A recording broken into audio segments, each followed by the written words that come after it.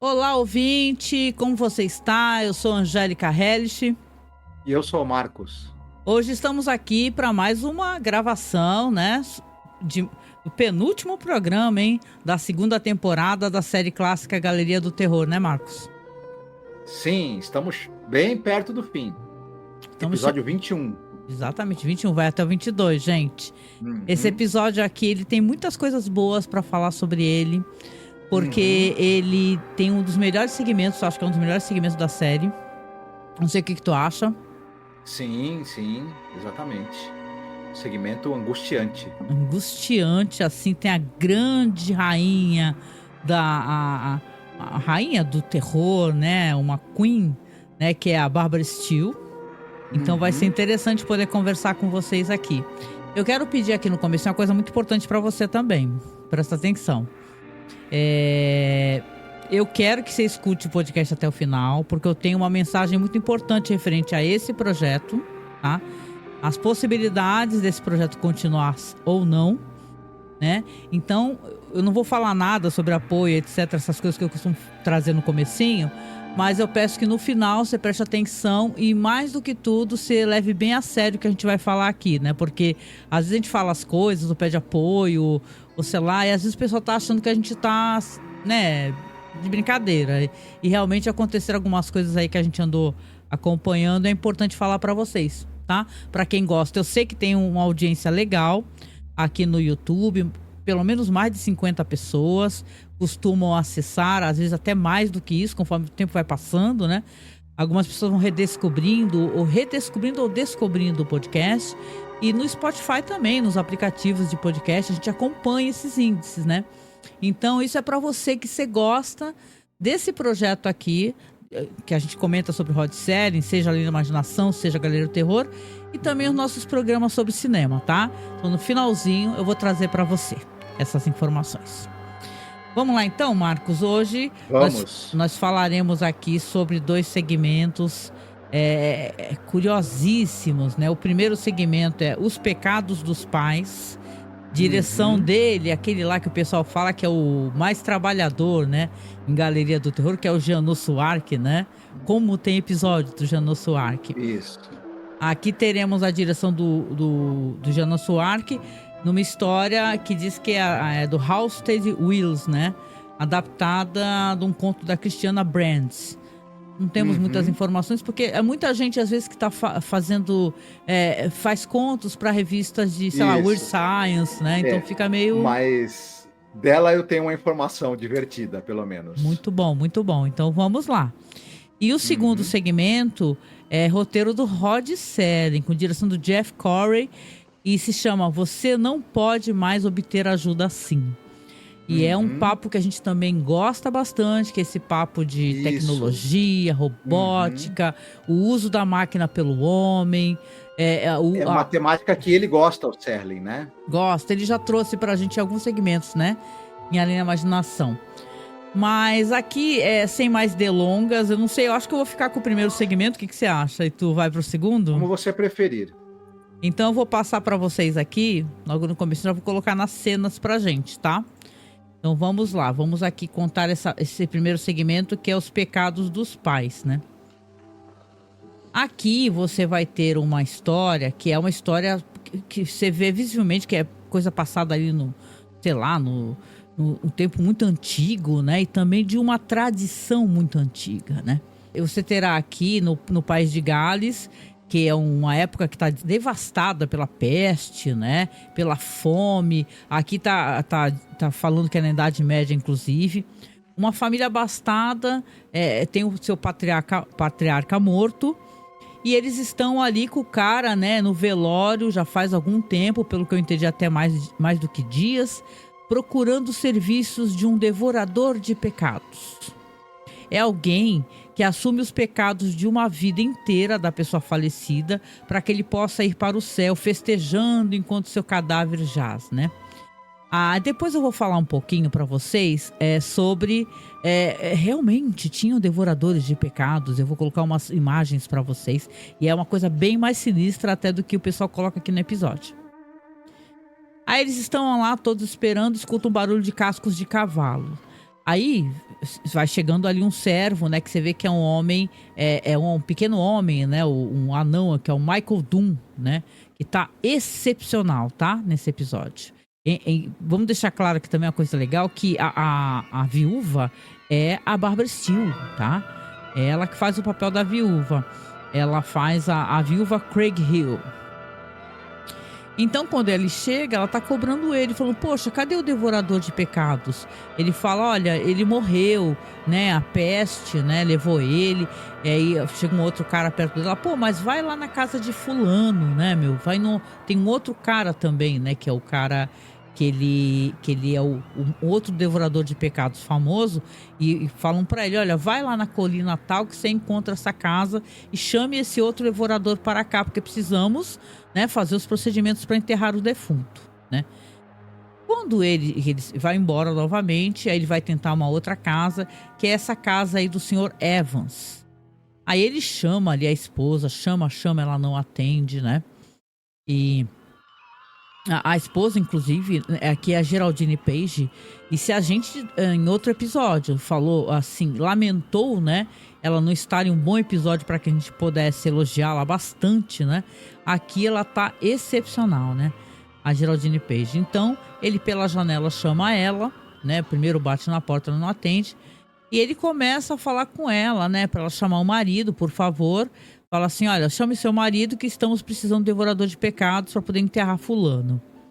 E ela começa a falar assim, olha, não tem como chamar, tá? Ele tá doente, né? E é uma longa viagem para ele, né? E não tem condições, né?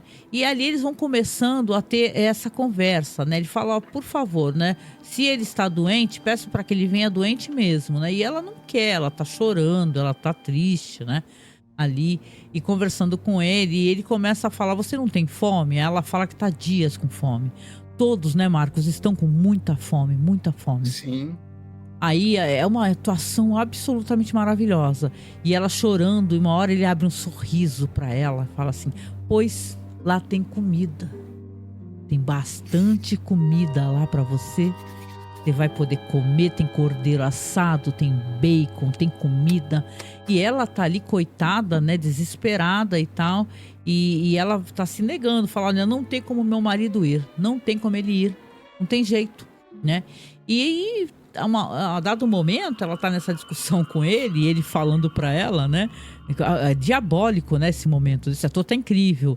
Ele falando, lá tem muita comida, coitados, né? Porque, gente, não basta a peste. Tem bolo, é a fome. Tem manteiga. As pessoas estão morrendo pela peste e pela fome, né? E aí, quando ela entra, tem um momento que ela entra e ela vê que o filho tá lá escutando a conversa deles, né? O filho dela. O filho dela é o ator, o Richard Thomas. Depois a gente vai falar sobre ele. É um ator muito conhecido da televisão, de quem gosta até de uns filmes bem clássicos, legais. It, né? Aquela fantástica minissérie de Stephen King. E aí ela fala pro filho, você escutou o que a gente estava conversando, né? Ela fecha a cortininha do quarto e ele pergunta pra ele, você escutou, filho? Aí eu escutei. Aí ele fala, mãe, eu tenho tanta fome, eu tô desesperado de fome, eu não aguento mais a fome. Né? Imagina, né? A fome brutal, né? Você tá muito tempo sem comer absolutamente nada. Eles estão naquela casinha que é um casebre, né? E tá, uma casinha muito humilde. Esse pai aí, que pelo jeito era o ganha-pão da família doente. O filho ali, um adolescente. E aí ela tem uma ideia.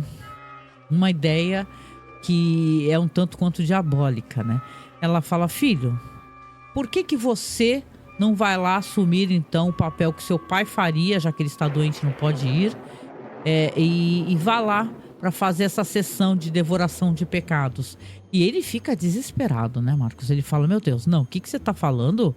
Eu vou lá comer do lado do cadáver, comer os pecados do cadáver para ser transferido para mim? De jeito nenhum, mãe. Ele começa a chorar desesperado. Aí ela fala, mas filho, lá tem muita comida. Lá tem comida, você vai comer várias comidas gostosas. Você tá desesperado por comida. Você precisa ajudar, você precisa se alimentar. Teu pai tá doente nessas condições, tá muito mal, né? E daqui a pouco eu vou parar, porque a história é muito interessante e o desfecho é muito, crudelíssimo, né? Mas ela consegue convencê-lo, né? Uhum. Você vê, ela pergunta pro carinha, né, que foi lá buscar ele, fala assim: você deixa o meu filho ir no cavalo com você? E o próprio cara fala assim: eu vou no mesmo cavalo com o devorador de pecados. É como se esses homens fossem amaldiçoados, né? Afinal, eles carregam os pecados das pessoas, né? E aí ele acaba, olha, se você não deixar, então a pessoa não vai. Aí ela convence o filho, a dado momento ela vai vestir a capa no filho e fala: filho, você vai fazer o seguinte. E é aí que a gente tem que prestar atenção nisso que ela vai falar. Que eu acho que dá muita relação com o final do episódio, né? Ela fala assim: filho, você vai lá, já que você não sabe as orações para poder fazer esse procedimento, né? Que eles rezam enquanto estão comendo, né? Fazem todo aquele mise-en-scène, né? Você murmura e mais do que isso, você manda as pessoas saírem da sala. Você fala: saiam todos da sala que eu quero fazer isso só em particular, só eu e o morto, né? E aí você faz o seguinte: você esconde toda a comida, né, e traz para casa. Você traz o cordeiro assado, você traz o bacon, você traz tudo para casa. Tudo bem? Você não come nada lá. Aí ele fala: mas mãe, né, que também está morrendo de fome, né, Marcos? Mas mãe, Uhum. aí ele basicamente, ela convence ele. E ele, desesperado de fome, com aquele olhar vidrado. Esse ator tá atuando tão bem, né, Marcos? Ele é tão novo aí, né? Eu Uhum. até digo assim que é um páreo muito duro para um cara tão jovem, com uma atriz tão incrível como é a Geraldine Page, né? Sim. Aí eu vou deixar aqui nesse ponto aqui para vocês, porque ele aceita ir. E aí, gente, será que vão recebê-lo? Né? Afinal, ele não é um devorador de pecados famoso, conhecido, um cara que as pessoas já conhecem, né?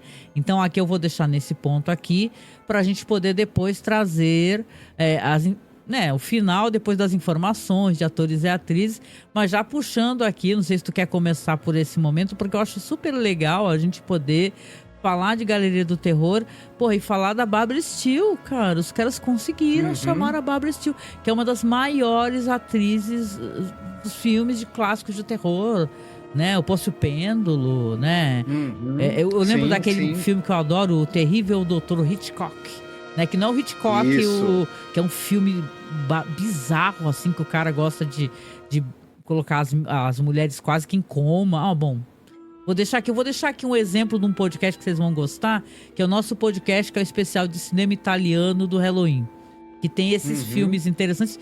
E óbvio que tem a Barbara Steele, né? Que fez muito filme no cinema italiano, né? Sim, sim. Pois é, esse episódio foi ao ar no dia 23 de fevereiro de 1972. Dirigido pelo Jeannot Suzark, mais um.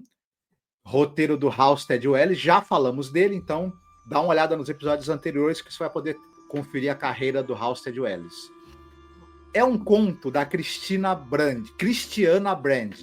A Cristiana Brand, ela é uma fulana que ela escrevia romances policiais, novelas policiais, mais uma coisa divertida em relação a ela. Além disso, ela também escrevia livros infantis.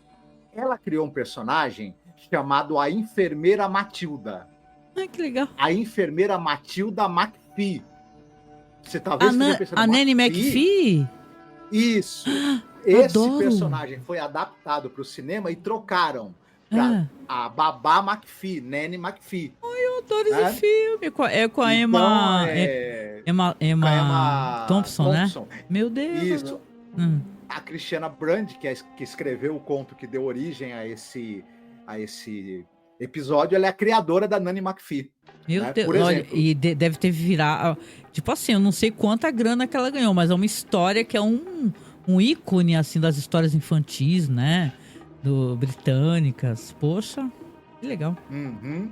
Sim, ela, além disso, escreveu muitas outras coisas também, mas ela é muito famosa pelos romances policiais dela, e ela escreveu muitos livros sobre um cara chamado Inspetor Cockrell, que é um personagem que foi escrito por um outro cara antes. Ela era fã quando ela era jovem, o cara morre, o autor, e ela depois continua a série do Inspetor Cockrell. Que legal. Então ela é uma fulana que tem essas duas curiosidades. Criou a Nanny McPhee e pôde se tornar a escritora da série de livros do Inspetor, que ela era fã quando era jovem. Que legal, hein? Que muito boa na informação, muito legal. Eu queria muito ler os livros da Nanny McPhee, hein? Porque eu acho mó legal essa história de que ela vai alterando, assim, o jeito como as crianças são umas pestinhas, né? Aí as crianças começam a ver... Se você não conhece o que é Nanny McPhee, né? Só pra dar um, né, pequenininho... É um filme maravilhoso, uma delícia. E ela, quando chega na casa, é uma espécie de Mary Poppins também. Eu sinto que é uma coisa meio Mary Poppins, né? Mas ela chega e as crianças olham pra ela, acham ela feia, ela tem verruga, ela é sobrancelha. É uma figura, assim, ela tá toda maquiada. Mas conforme as coisas vão dando certo, as crianças vão se adaptando, ou vão conseguindo entender o que ela quer ensinar, ela vai ficando bonita. Tem certo momento, quando chega no final do filme, ela tá linda. Ela é a Emma Thompson, mulher lindíssima, né? Então é muito legal, assim, eu gosto pra caramba. Sim. E os livros eu acredito que são ilustrados, os originais, né?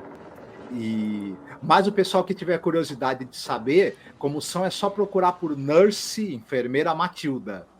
Que Enfermeira aí vai poder dar uma olhada. Né? Legal.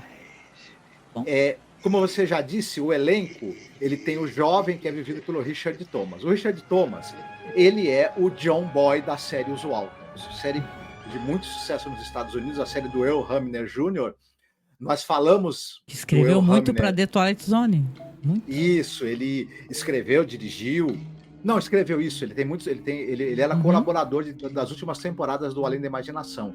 Episódios como The Bewitching Pool, que é o último episódio, o último né? episódio, Bewitching Pool, The Piano in the House, Jazz Belly, né? The Hunt, etc. Sim. Falamos bastante dele. Mas o pessoal vai lembrar do boa noite, papai, boa noite, mamãe, boa noite, não sei o quê, boa noite, Johnny Boy. Quando eu era nova, a gente ficava brincando com isso, né? Porque às vezes tu ia pra algum lugar e ficava boa noite, fulano, boa noite, ciclano, boa noite, não sei o quê. E tinha relação com essa série antiga, né? Esse monte de boa noite irritante aí, né? Isso. Tu odiava também.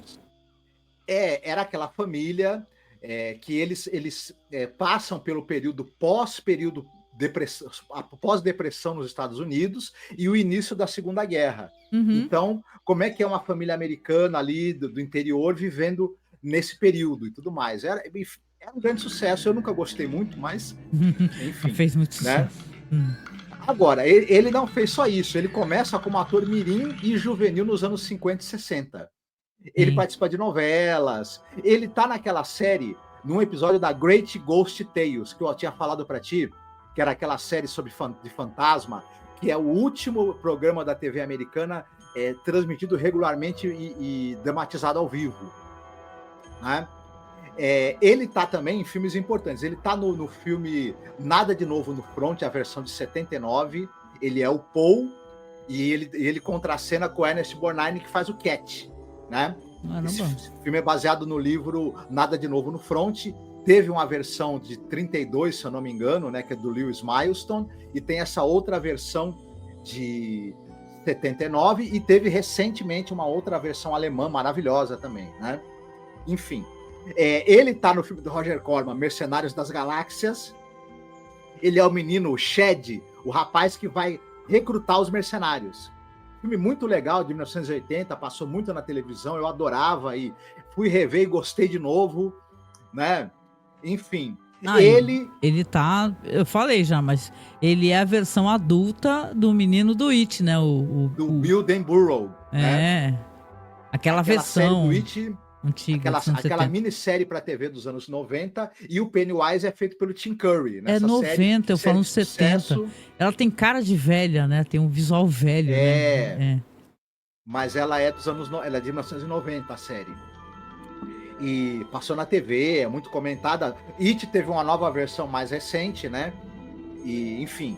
Agora, além disso, ele fez um monte de filme para televisão. Nenhum foi exibido no Brasil, então eu não vou citar. Ele participou de várias séries, mas ele participou de séries recentes.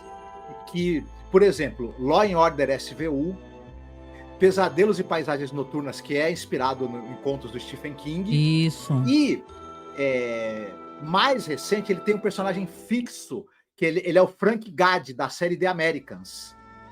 Você chegou até a assistir The Americans, eu assisti bastante The Americans. Eu não cheguei a terminar, mas eu assisti muito. E ele tem uma coisa, né? Esse ator, ele tem uma cara de bom moço também, Isso. que pelo amor de Deus. Ele também é o Frank Davis, da série The Ozark. Né? Tá aí, Ozark ele tem também personagem assisti. fixo nessas duas séries. Legal. O Richard Thomas. Né? Além de outras muitas coisas. O ator que você citou, o Michael Dunn, que ele é o ator que ele faz ali o servo, né? Como é que é o nome mesmo do casal lá, que a Barbara Steele é a viúva? É a viúva Craig Hill. Isso, exatamente. Ele faz ali, como você falou, o servo deles, né? O empregado deles, que é uma pessoa pequena, né? Exatamente. Vamos falar que ele é o Peter Dinklage daquela época, né? O pessoal comenta. Porque tem um negócio. Ele era ele tinha 1,19 m, né? Ele era... E o engraçado desse ator, porque ele fez bastante papéis em que o personagem tinha nanismo, né? Os personagens, ele fez muitos personagens que eram pessoas pequenas, óbvio, até porque, infelizmente, era o papel que mais era dado para pessoas com baixa estatura, como ele, né? Enfim. Mas ele é muito conhecido porque ele é o Dr. Loveless, do James West. Quem assistir a série vai lembrar dele, com certeza, o Dr. Miguelito Loveless, né? Um dos vilões. Miguelito Loveless, que nome maravilhoso, meu Deus. Sim.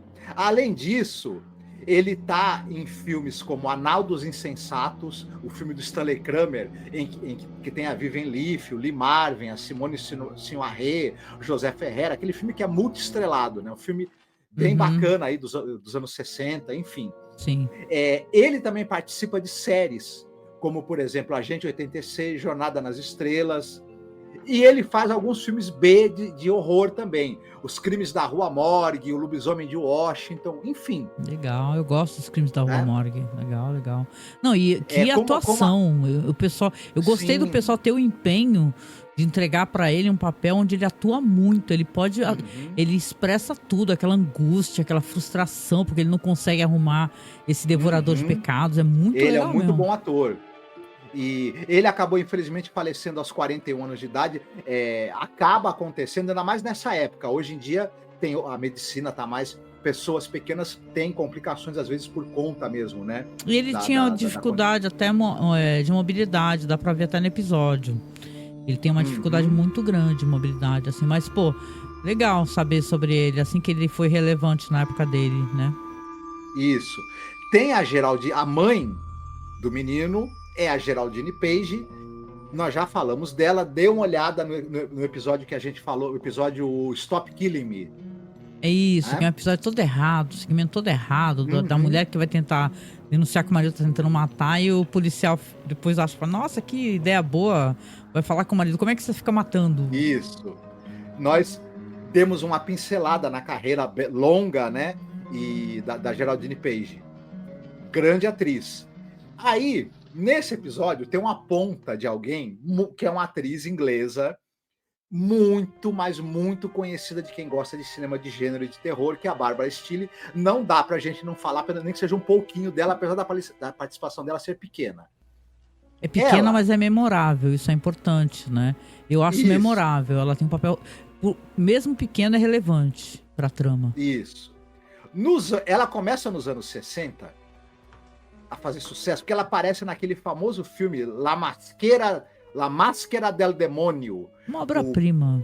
Black Sunday, um clássico absoluto do terror, dirigido pelo Mário Bava. Ela vai fazer 2 papéis, ela faz a Asa Vadia e a Katia Vadia, inclusive, né? As influências, o quanto esse filme influenciou... Se você escuta Katia Vadia, você já vai lembrar até de Katia Flávia, porque é influência até pro Fausto Fawcett. Meu Deus, né? Verdade. La Masquera del Demônio é aquele filme que ele mistura vampiro com bruxa, com possessão demoníaca, absolutamente sensacional. E ela, a Bárbara Steele, ela é aquela figura que ela tem aqueles enormes olhos muito expressivos. Ela foi feita, né, para estar em filmes de terror. Ela é uma figura, a protagonista perfeita. Ela está viva, tá? E ela, no auge da carreira, ela é uma figura impressionante, um rosto inesquecível mesmo. Ela é entrevistada naquela série. É a do Eli Roth ou não, a do Mark Gates? A do Mark Gates, ele entrevista ela é muito BBC, bem-humorada, History of Horror. Só pra dar um toquinho pra galera aqui, porque a gente gosta de gerar conteúdo e mais do que isso, a gente gosta de trazer para as pessoas assistirem, né? Que tem gente que fala sobre as coisas, mas fala assim, como é que eu vou assistir? A gente nunca fez isso, a gente sempre tentou levar a pessoa para assistir, né? Porque não tem disponível stream, né? Então a gente tem uma publicação, vou deixar lá aqui abaixo na descrição, que são todos os episódios do BBC History of Horror apresentados pelo Mark Gates, que na minha humilde opinião é a melhor minissérie sobre esse assunto. A do Eli Roth é bem fraca, só fala cinema americano, é uma maravilha. Tem uma hora que ele fala do cinema mais moderno, dos anos 80, mas o segmento que ele entrevista a Barbara Steele toda dengosa, já uma coroa, é maravilhoso, lá você vê que ela é uma pessoa de muito bom humor, né? Então é muito legal. Esse filme que eu citei, que é o Máscara del Demônio, é de 61. Aí em 62 ela vai fazer O Posto e o Pêndulo do Roger Corman. Filmaço, que eu acho que é o segundo, se eu não me engano. O primeiro é A Queda da Casa de Usher. Pode ser que eu esteja invertendo, da série de filmes que o Roger Corman faz adaptando obras do Edgar Allan Poe e uma obra do Lovecraft. Filmaço maravilhoso. Aí, também na sequência, ela faz o Horrível Segredo do Dr. Hitchcock, do Ricardo Freda. Esse personagem do Dr. Hitchcock, que é um personagem, né, meio necrófilo, né? A palavra ele vai ter uma série de filmes, mas esse é o primeiro. E eu acho que é até o melhor também, né? É muito sinistra a história, ela tá muito maravilhosa. Ela fazia umas mulheres que se metiam numas enrascadas, né? E era uma beleza. Ela tá no 8,5 do Fellini, né? Aí, em 64, também ela faz do Sérgio Corbucci o Danza Macabra, né? Outro filmaço de terror, clássico do terror italiano. E uma coisa interessante, porque ela tá nesse filme que nós já citamos, A Máscara do Demônio, que é um grande clássico, assim, do terror, desse terror de clima e tudo mais. Ao mesmo tempo, ela também tá em outro filme de terror, que é o Shivers, do Cronenberg, de 75. E eu tô citando esse filme porque, se você tem A Máscara del Demônio como um exemplo de filme clássico, que traz inspiração ali dos filmes de terror ali da Universal, em preto e branco, você tem esse filme do Shivers, do Cronenberg, é um filme que, na verdade... Como é que sai em português, o pessoal poder... Oi? Como é que tá em português mesmo? Shivers? Calafrios. Calafrios, ele né? inaugura, de certa maneira, elementos que vão ser do terror mais novo, do terror contemporâneo, atual. Que é um filme gore, exagerado, que trata, né, de maneira escrachada, violência muito explícita. Ele trata de temas escandalosos, escabrosos, abertamente, body horror. Quer dizer, ela tá num grande clássico do terror mais né, antigo, digamos assim. Gótico. E também tá nesse filme que é um divisor de águas do terror contemporâneo. Dizem que ela é a grande rainha do terror gótico. A Barbara Steele. Isso. E ela também vai estar, por exemplo, só para completar, além de muitas outras coisas que ela fez, que eu não vou citar aqui, você procure a carreira dela, ela também, recentemente, ela é a Miranda do desenho animado Castlevania, da Netflix. Ela fez a voz, né? A dublagem, né? Que legal, né? Muito bom. Eu amei ver a Barbara Steele, né? Tanto que eu até coloquei no pôster, assim, porque é maravilhoso, assim, uma figura maravilhosa. Ela tava no auge nessa época, né? Ela tava com Sim. tudo, né? Então chega a ser impressionante, né? E o pessoal comenta que questão de produção, né? Houveram dúvidas se a emissora passaria esse episódio, porque esse segmento aqui ele tem uma coisa muito diferente do que a série entrega. Esse é um segmento de horror, né? De drama, de horror pesado, não tem comédia, não tem humor, não tem nada, entendeu? Então dizem que o Jack Ledger ele bateu muito o pé para fazer questão que eles encaixassem, né? Porque depois, quando a gente for fazer a live, a gente vai falar até dos segmentos que os caras simplesmente não produziram. E é isso aí, não produziram. Mas é fantástico, é sem palavras assim, né? Muito bom. Depois eu vou falar o que ela faz com o rapaz. Exatamente, coisas perturbadoras nesse episódio, né? É isso? Mas... Falou de todo mundo? Assim, tem outra pessoa que aparece que eu não vou citar, porque são aparições muito curtas, muito curtinhas. Rápidas, né? Tem gente que nem tem fala, né? Só tem... Isso, tá ali como... quase que como vozerio, né? Tem os defuntos, né? Que... Isso. Pois é. Mas vamos lá, então. Vou botar as cenas pra vocês aqui. Deixa eu colocar pra vocês aqui. Vamos colocar no ponto que estava, né? Deixa eu colocar direitinho aqui. Então é isso, né? Eu parei no ponto aonde esse menino, ele realmente ele vai para essa localidade com este homem pequeno aí, que é o cara que trabalha lá. E as pessoas estão lá, né? As pessoas se encontram... Deixa eu só ver um negócio, desculpa. As pessoas estão ainda em luto lá, aguardando lá a viúva lá com aquela cara, todos escutam novamente barulhos de cascos de cavalos.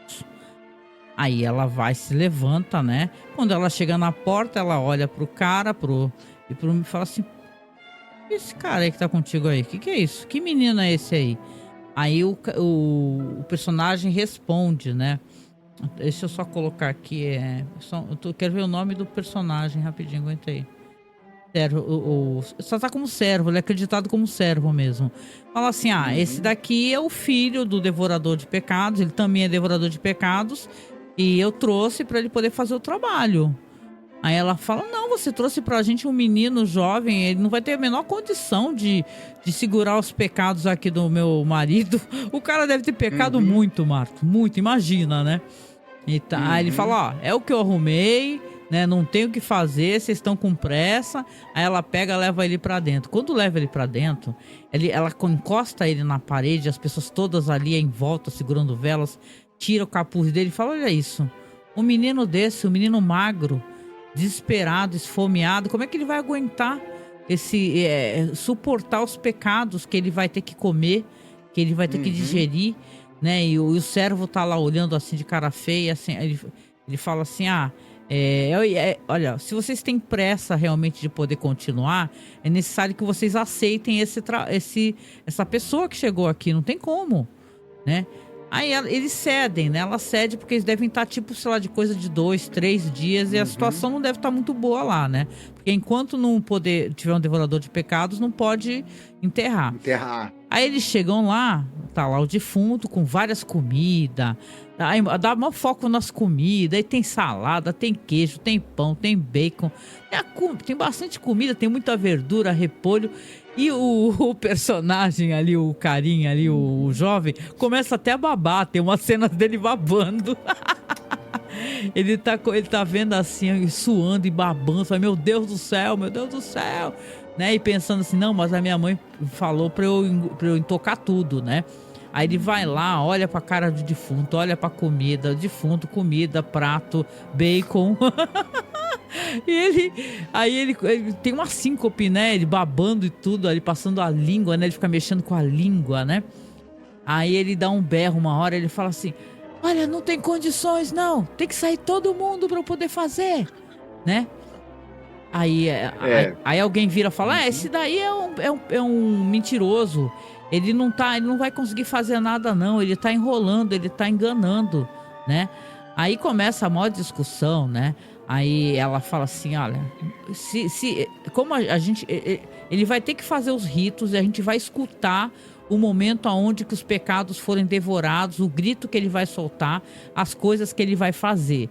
Então vamos aceder ao que ele está pedindo para que a gente possa dar prosseguimento. A própria viúva, né? Fala assim. Uhum. E ele tá lá na mó babação, olhando comida, olhando o defunto, tá aquele desespero.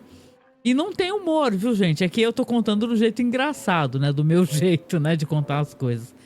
Né? E ele acaba conseguindo, então, convencer de que as pessoas saiam, né? Da sala.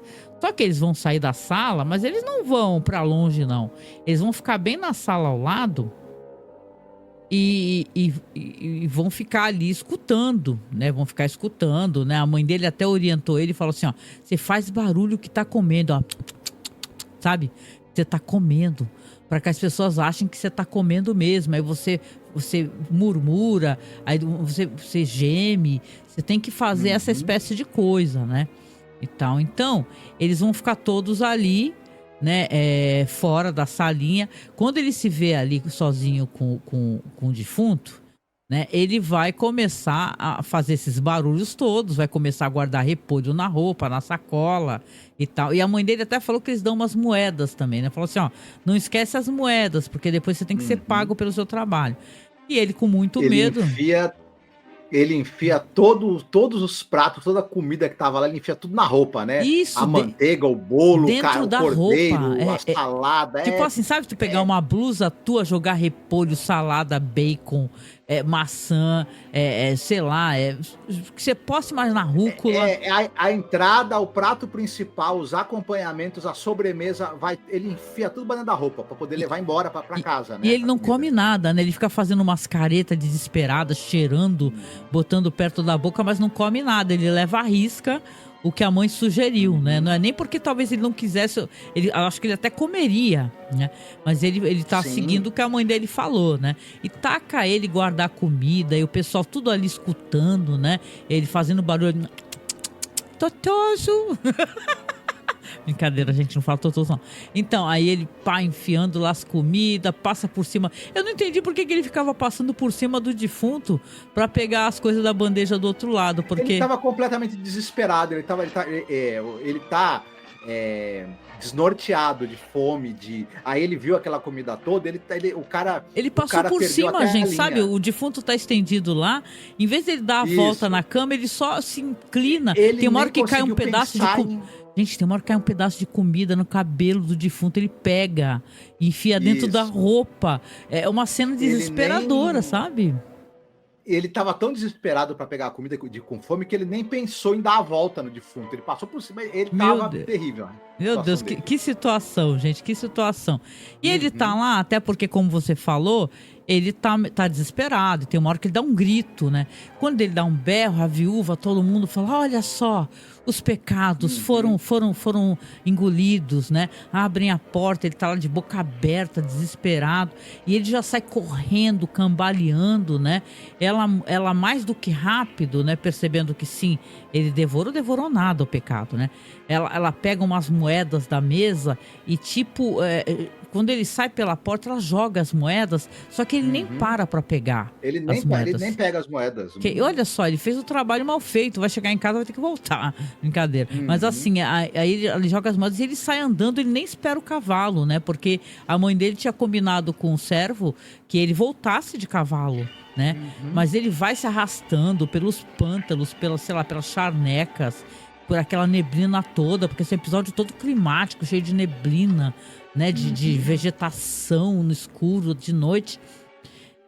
E aí, é claro, uma hora ele vai chegar em casa, né? Ele vai lá se arrastando feito um louco, uma hora ele vai chegar em casa. Quando ele chegar em casa, a mãe dele coloca ele pra dentro, né? E já pega o casaco dele, o capuz dele, e pega as roupas dele, e já vai ali transferindo tudo do que ele tá tirando pra um monte de cumbucas. Vai passando pra várias cumbucas. E fica até se perguntando, por que ele tá passando pra cumbucas? Ele não pode só comer, sei lá, um negócio assim? E não, passa tudo. Inclusive até a gordurinha da margarina, ela passa no peito dele pra tirar, né? Pra não ficar nada lá grudado no corpo dele, né? Ela passa, é uma cena dantesca, né? Ela passa assim pra não ficar nada. Tipo assim, né? E ele lambendo os dedos, desesperado. Ele tá trânsido de fome, né? E aí ele fala pra mãe assim, e agora, mãe, eu posso comer? Aí ela fala não. Ele fala, como assim, mãe? Como assim eu não posso comer? Eu fiz tudo isso para poder comer, né? E tal. Só que aí ela pega, bota todas as tigelas numa bandeja e ela vai se dirigindo para o outro lugar da casa. Para o outro lugar. Aí ela fala assim, você vai comer. Você vai comer, me siga. E aí quando ele entra para o outro quarto, o pai, que estava lá visivelmente muito doente, ali já falecido, né? O homem que era o devorador de pecados, né? Quando ele entende o que a mãe dele quer dele, primeiro ele até desmaia, né? Quando ele vê o pai nessa situação, ele até desmaia, né? E aí ela vai lá, consola ele, abraça ele, né? E ela fala para ele, filho, olha só, eu preciso que você faça uma coisa muito importante. Você tem que devorar os pecados do seu pai. Aí ele fala, mãe, eu não posso fazer isso. Meu pai era um devorador de pecados. Ele fez isso por anos e anos, meses e meses. Imagina quantos pecados que ele guarda dentro de si, né?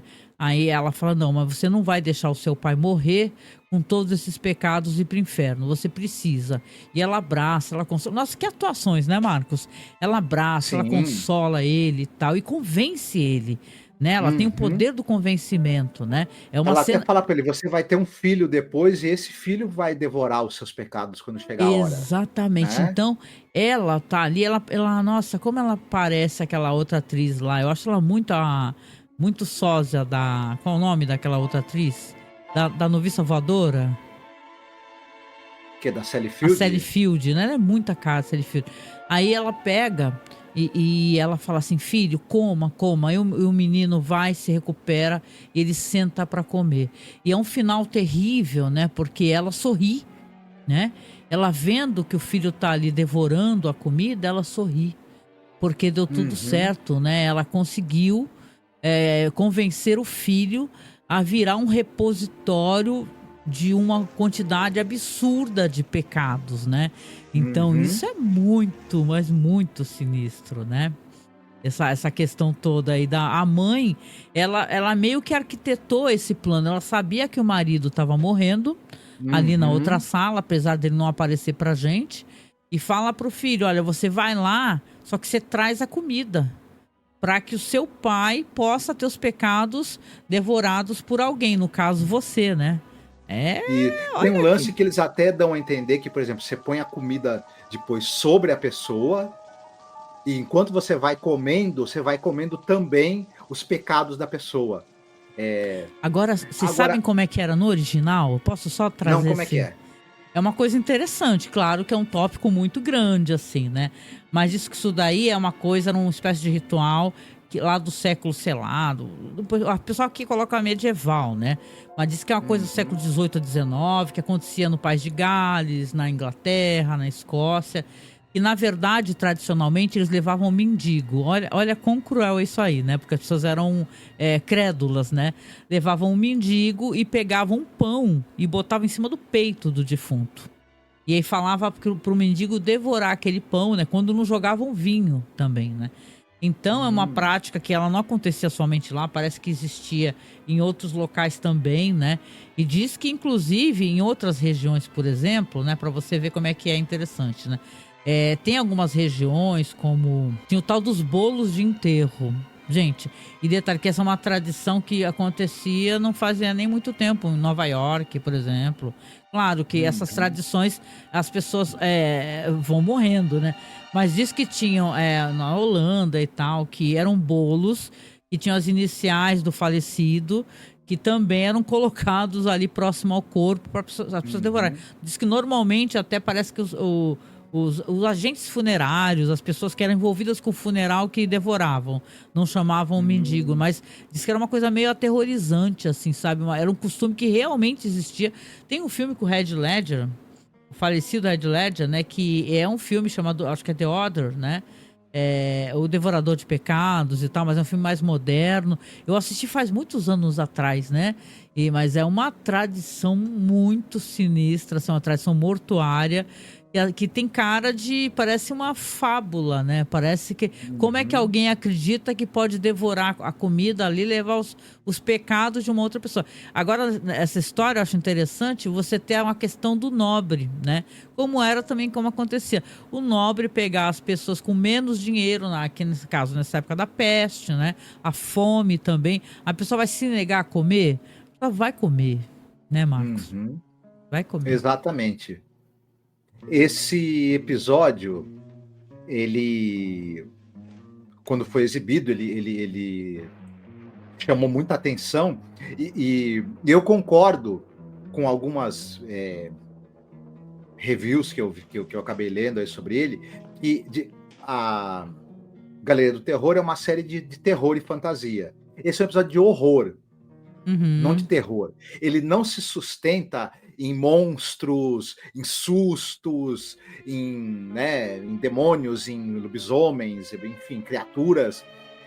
Ele ele é um episódio também que ele se furta de dar uma, digamos assim, uma resposta e uma moral da história. Ele mostra pra gente o horror da condição humana e te deixa assim, tira a tua conclusão disso aí que você tá vendo, do horror do ser humano diante da morte, diante do horror que a religião planta na pessoa do inferno, o horror da divisão de classes, de você ser servo de outro, a questão dessa mãe, que ela é detentora, ela se vê como detentora de uma tradição que o marido faleceu, uma tradição terrível, se você for pensar. Se você acredita que realmente, que absorvendo os pecados você está livrando aquela alma, mas você fica com esse peso desses pecados na sua, você devorar isso é algo absolutamente... Essa ideia, ela é absolutamente terrível. Se você partir do pressuposto que a pessoa acredita nela. E essa mãe, enquanto detentora dessa tradição e tendo que iniciar o filho nessa tradição, que ao mesmo tempo que é uma tradição terrível, também vai garantir que ele não morra de fome. Então, tem essa questão, vários... né? É uma troca de uma torpeza, né? Que você sabe que você vai oferecer comida, a pessoa sente fome, né? Tá desesperada, a pessoa vai comer, né? Só que as pessoas também são crédulas, então elas acham que elas estão se alimentando de maldição, né? E quando você é um devorador de pecados, ficou bem claro, você acumula ao longo de décadas da sua vida o pecado de centenas, milhares de pessoas, ou seja, sua alma está carregada com aquilo. Só quem vai ser capaz de fazer isso para você, para comer os seus pecados para te livrar, é um parente, seu filho. Então, é muito medonho. Ele planta uma ideia na nossa cabeça que é uma ideia muito terrível, muito medonha, e ela é uma grande metáfora, claro, né? De algumas coisas da condição humana, do lado mais sombrio, talvez, da condição humana. Então, é um episódio muito... E, claro, a atuação... O Richard Thomas, ele tem algo de patético. Mas é patético não de ridículo. É patético porque ele é um jovem desesperado. Então, o desespero dele para fugir da fome, o medo que ele tem de ter que continuar o legado do pai, beira o patético, mas é um patético que é compreensível, né? Ele tá ele tá totalmente, como é que eu vou dizer, desnorteado. Então, uma atuação muito interessante. A Geraldine Page, ela também, ela arrasa, ela simplesmente mata a pau, porque ela assume esse papel de alguém que tem uma postura extremamente manipuladora, mas que entende que isso é necessário para a condição que eles vivem e para a continuidade dessa tradição da qual eles não tem como escapar. E para que o filho não morra de fome, né? Tem isso, ela fala, filho, você vai comer, você precisa comer e você vai comer. Isso, ela arma uma armadilha extremamente cruel para o filho cair nessa armadilha com a intenção de não deixar esse filho morrer de fome. Então ela é um personagem e tá no rosto dela tá estampado ao mesmo tempo esse conflito, né? E tudo. É um personagem terrível por um lado, por outro lado é um personagem que a gente fica refletindo muito sobre as escolhas que ela faz, como ela faz isso. E aí você entende, né, Marcos? Não sei se tu concorda comigo. Até aquele comportamento dela quando chega o servo. que ela tá muito chorosa, ela tá com os olhos cheios de lágrimas. Eu acho que ela tá vendo ali o marido agonizar, né? Então ela tá Sim, ela vendo sabe que ele vai morrer. os últimos momentos do marido dela. Não é só aquela situação que tem uma coisa muito séria, mas também a perda que ela tá sofrendo, né? Então ela acaba tomando essas decisões, né? É chocante você dar você pegar quem tem menos do que você e passar o ônus, né? Do seu sofrimento, dos seus pecados pro outro. E porque o outro precisa comer. Então, enfim, dá para perceber por que esse episódio, os produtores ali, os financiadores da série pensavam, vai colocar isso no ar mesmo? Pra Mas família ainda bem que colocaram. americana. Mas colocaram, né? A família americana lá ficou chocada com isso daí, tenho certeza. Certeza, porque não tem esse episódio. Agora imagina, agora eu quero só que você imagine aqui comigo, né? Pra vocês entenderem do que a gente fala. Imagina terminar um episódio desse, pesado, denso. E aí vem uma gag de 5 minutos. Pelo amor de Deus, não dá, né? Acaba com tudo. E fizeram muito bem. Aqui, logo depois desse episódio, aí vai vir um roteiro do Rod Serling. Que, veja bem, se não é excepcional, pelo menos suscita várias discussões, né? Você quer aproveitar esse momento pra gente poder... Eu vou botar as cenas aqui e você vai comentando o que acontece? Sim. Então, a gente tá numa empresa que ela vende servos empregados mecânicos. E tem um casal ali e tem o cara que é o vendedor ali, o gerente, e ele vai mostrando, você tem cozinheira, chofer, todo tipo de empregado mecânico. Em um determinado momento, ele tá ali mostrando e tudo mais, e volta e meia param para chamá-lo.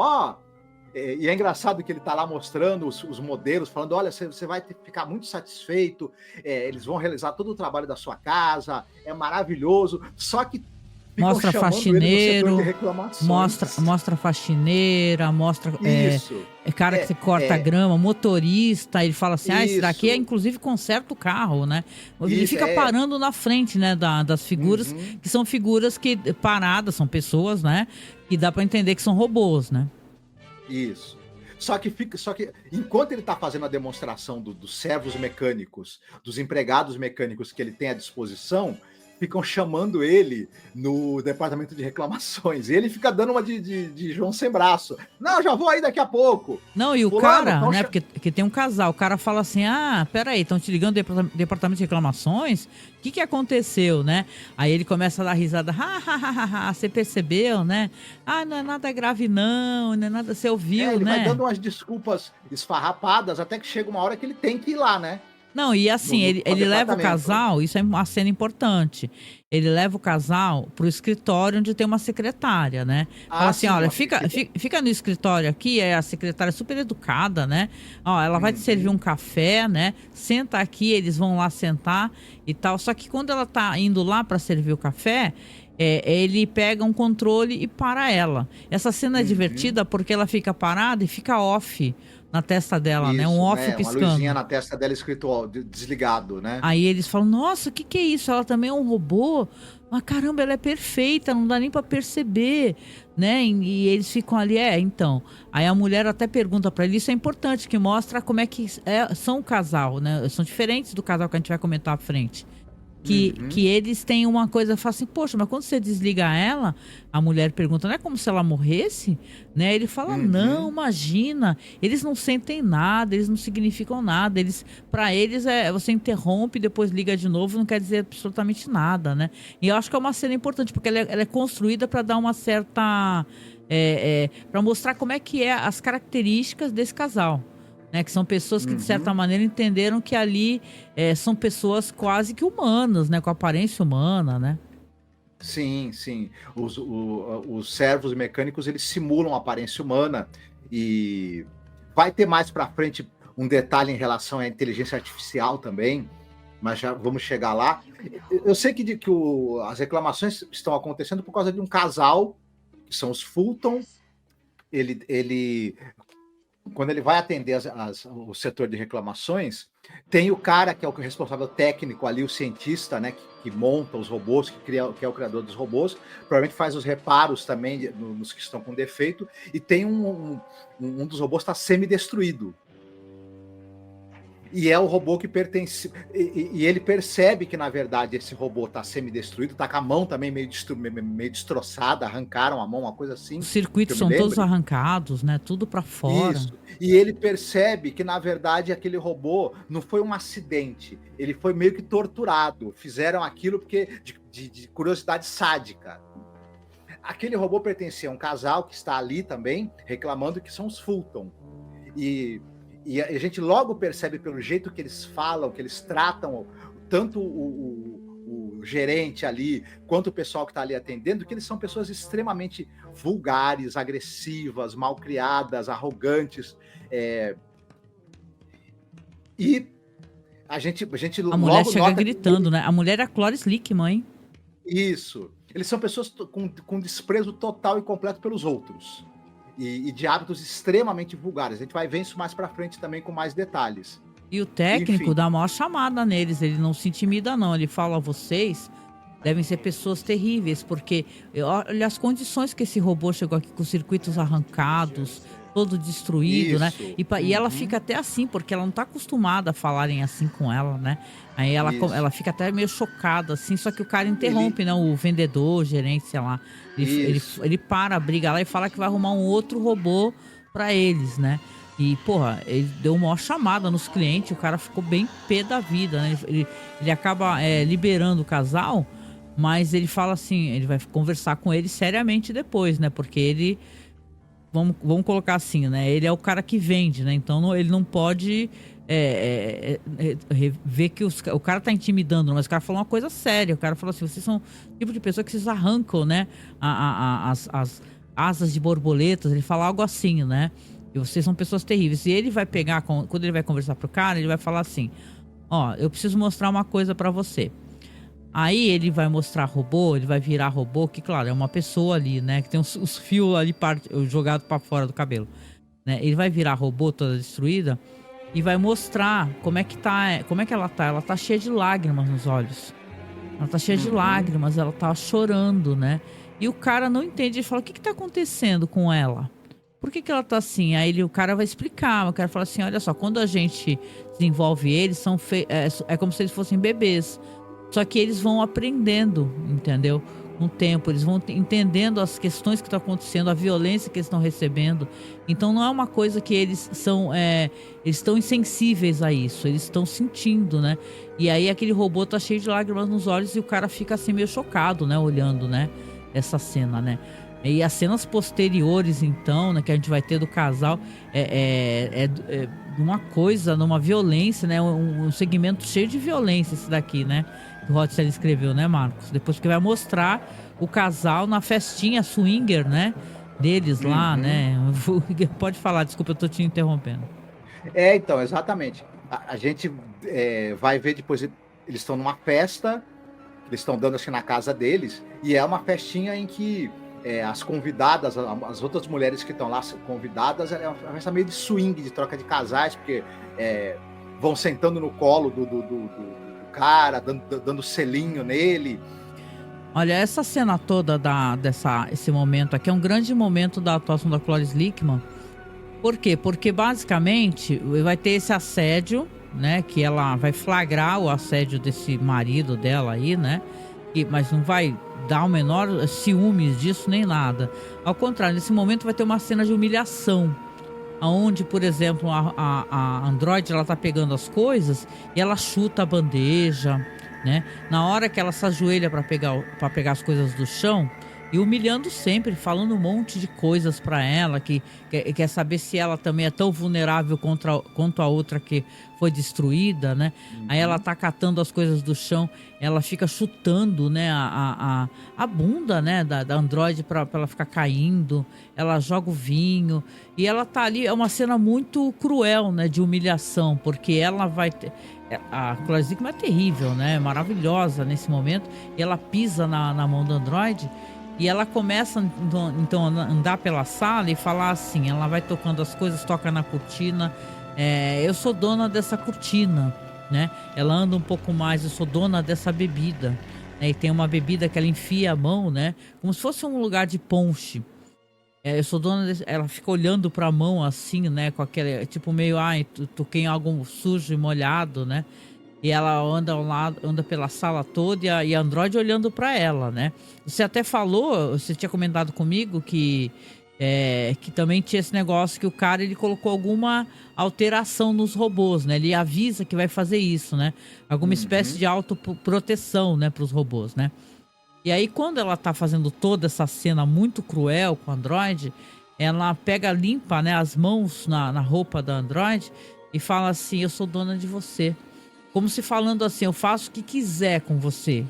Eu faço o que quiser, eu mando em você, né? Porque ela tá acostumada a fazer o que ela quer, né? Não é isso? Ela não foi lá fazer discussão lá no laboratório, né? E ela fica ali sentada, ali muito feliz consigo mesma, depois de toda aquela cena de crueldade, enquanto está sendo observada por aquele velho ceboso, né? Horroroso, né? Abusador. E aí vê que a Android tá olhando para ela, né? E tá olhando mais do que isso pro espelho, pra imagem dela mesmo. Aí ela fala assim: você quer falar alguma coisa pra mim? Aí a Android fala assim: eu não posso mentir, né? Aí ela fala: se você quiser falar alguma coisa pra mim, é só você falar. Aí ela fala uma coisa absolutamente terrível. Ela fala a verdade. Ela fala assim: você é uma mulher de meia idade, cruel, você é insegura. E não importa quanta maquiagem, quanto dinheiro, tudo que você tenha, nunca vai conseguir esconder o que você verdadeiramente é, né? Você é uma pessoa malvada, né? O marido fica olhando com aquela cara furioso, falando assim: eu vou agredir, né, essa androide aqui. Quem é ela para falar isso, né? Quem ela pensa que ela é, né? Só que aí ela avisa, ela fala assim: olha, eu agora eu tenho esse dispositivo que eu posso me proteger, eu vou me defender, não vou deixar me destruir, né? E o cara vai pra cima da Android, né? E ela avisa: se você vier pra cima de mim, eu vou me defender, eu vou me defender. Só que ele não acredita. Quando ele vai pra cima dela, né? Vai ter até a cena que você falou, eles estão lá fazendo lá alterações, né? Nos robôs, né? Todos os robôs, mostra eles mexendo nos circuitos, etc, né? E enquanto isso tá rolando essa cena toda lá, e você vê que, primeiro, o cara é jogado longe, né? Porque ele Ela joga ele em cima de uma mesa, né? joga ele em cima de uma mesa, né? E fica lá desmaiado. A mulher, né? Essa mulher cruel, ela fala assim: eu não tenho medo de você, eu vou te atacar. Ela fala: eu vou me defender. E a cena dá até uma certa borrada, né? Não mostra, né? Essa robô, né? Atacando ela, né? E os caras estão lá fazendo alterações. Inclusive, quando corta a cena, né? Você vê que quando corta a cena, eles estão lá no laboratório fazendo as alterações. E ele tá. O cara que é o técnico, né? Ele tá atendendo o telefone falando: ó, nesse momento nós não estamos atendendo ninguém. Eu acho que eles fizeram um tipo de recal, né, Marcos, né? Recal, você mandar os robôs novamente para poder fazer alterações e tal. E estão lá, as pessoas todas mexendo ali e tal. E aí que vai vir o grande finale, né, do episódio, né? Se tu quiser contar. A gente vai descobrir. À medida que ele vai mostrando os modelos que tem ali, né, na loja, a gente descobre que o próprio gerente tá ali como um androide, como um modelo. O casal também, os Fulton, estão ali também servindo de modelo para a gente deduz que, na verdade, as máquinas ali que foi colocada inteligência artificial, elas meio que tomaram a empresa e estão pegando, tomaram o lugar do técnico e estão tomando o lugar dos antigos clientes, né? Dos antigos donos. Estão pegando também os clientes, parece, é muito louco, parece que estão pegando os clientes e fazendo eles virarem androides também, né? Isso, porque ela volta para lá também, essa que era androide, né, que atacou os patrões, lá, sei lá, ela volta, parece que ela é uma aliada dele, né? Eles estão ali parados justamente na frente dessa, que era essa mulher malvada, e o cara vira uma espécie de jardineiro, né? Fazem ele virar um jardineiro. Sim. Aí é a revolta das máquinas do Exterminador do Futuro. Tomaram o mundo. Exatamente, tomaram o mundo, né? Ela É o fala, segundo eles têm renascer. uma conversa no final, né? Até mencionam o autor, tem uma profundidade nesse texto, né? Que ela menciona sobre essa questão da humanidade, né? Como assim a humanidade não tem muita solução nesse sentido, né? A questão da violência e tal. Então, eu acho assim, esse episódio, ele tem várias coisas interessantes de se debater. Eu lembro quando a gente falou, logo no começo, quando a gente começou a gravar sobre a imaginação, a gente falou sobre o Deloney, né? Lembra que é aquele cara que fica preso num planeta meio, né, sozinho, né, solitário, e os caras vão lá e levam uma androide pra ficar com ele, né? E já tinha esse debate lá no começo da série, praticamente, né? Onde ele esse androide tem sentimentos, e a gente até acabou levando nessa discussão, e eu acho que esse episódio também traz isso, porque o Rod Serling, ele gosta, né, das máquinas terem sentimentos, e elas tendo sentimentos, o quão cruel é você fazer. Como Kubrick lá, né, no Inteligência Artificial também, né? Sim. E aqui tem um negócio, os 2 episódios tratam de recorte de classe. Porque os androides estão aí para substituir empregados. Né? E demonstra esse segundo casal, os Fulton, como eles gostariam de poder tratar as pessoas, que eles acham que são inferiores porque são pobres, estão trabalhando para eles. Então, é bem isso. Eu sou dona da minha mansão, eu sou dona do meu carro, da minha cortina. Se eu pago o teu salário, eu sou dono de você também. Então, sabe o que é cruel, Marcos? Que as pessoas fazem, né, isso com seres humanos, né? Isso. A gente tá vendo uma história aqui num futuro meio assim que é um futuro distante, né? Onde isso daí seria possível, mas as pessoas fazem isso com seres humanos. Isso. Sempre, né? Pessoas são escravizadas. Eu aproveito alguém, né, que tá, olha, eu aproveito alguém que tá morrendo de fome para obrigar essa pessoa a comer os meus pecados para eu poder ir pro céu, e ela ficar com o peso deles, porque ela é pobre e precisa comer. Eu pego alguém que precisa do salário que eu pago para a pessoa e vou humilhar essa pessoa porque eu sou uma pessoa frustrada, infeliz, desgraçada. Então eu uso também essa pessoa que eu pago um salário para ela para ser meu motorista, ser minha faxineira, e vou descarregar toda a minha miséria em cima dela, né? Então, na verdade, são 2 episódios que eles conversam entre si. Tem um recorte de classe, também, né? Sim. Ah, legal. Então, antes da gente, né, a gente já contou tudo, né? Você quer falar um pouquinho sobre sobre elenco, etc? Sim. Quiser aproveitar? O casal, os Fulton, eles são vividos por 2 atores. Um deles é a Cloris Leachman. É uma grande atriz de cinema e TV. Ela tem mais de 70 anos de carreira, né? Então, enfim, ela faleceu em 2021, ela trabalhou até praticamente o final da vida. Ela morreu com 94 anos. E sempre que a pessoa participa de Além da Imaginação, eu gosto de citar. E ela participa do episódio It's a Good Life, né? De Além da Imaginação. É um grande episódio, hein? Uma grande atuação. E o Bill Murray é aquele menino desgraçado com poderes de um deus. Aquela peste que manda pro milharal, né? Um negócio assim. Isso, e ele torna a vida... Ele tem ele é um déspota, né? Ele usa esse poder que ele tem para ser um déspota naquela comunidade em que ele vive, terrível. Ele é o Trump. Depois fizeram na série do Jordan Peele, né? Fizeram a versão como se fosse para criticar o Trump, né? Claro, também, né? Um presidente que era um menino. A reimaginação do Jordan Peele também achei legal aquele episódio. A Cloris Leachman, ela começa nos anos 40 e 50, ela faz tudo que é teledrama. Ela tá em tudo que é desses Craft Television, Alcoa Hour, enfim. O que você possa imaginar, ela tava por ali. Ela participa, ela tem um personagem fixo numa série chamada Charlie Wild Private Detective. Ela é a F. Perrine. Essa série não passou no Brasil. Uma série dos anos 50. Ela também, tem um personagem fixo na série da Lassie. Ela é a Ruth Marin, na série da Lassie. Claro, numa das fases, que a série Lassie teve 20 temporadas, né? Foi mais de 2 décadas. Então, em uma das fases da série Lassie, ela tem um personagem fixo. Ela tá em filmes importantes. Ela tá no Butch Cassidy, aquele filme com o Paul Newman e o Robert Redford, enfim, né? O filme, a última sessão de cinema do Peter Bogdanovich, outro filme importante. E ela ganhou o prêmio por esse aí que eu lembro, né? Na última sessão de cinema, né? Ela tá naquele filme Dillinger, Inimigo Público número 1, um filme com Warren Waits, né, sobre o Dillinger, né? Ela também é muito conhecida porque ela participa de filmes do Mel Brooks, fazendo personagens divertidíssimos. Ela é a Frau Brucher. Meu Deus, é verdade, né? A grande Frau Brucher.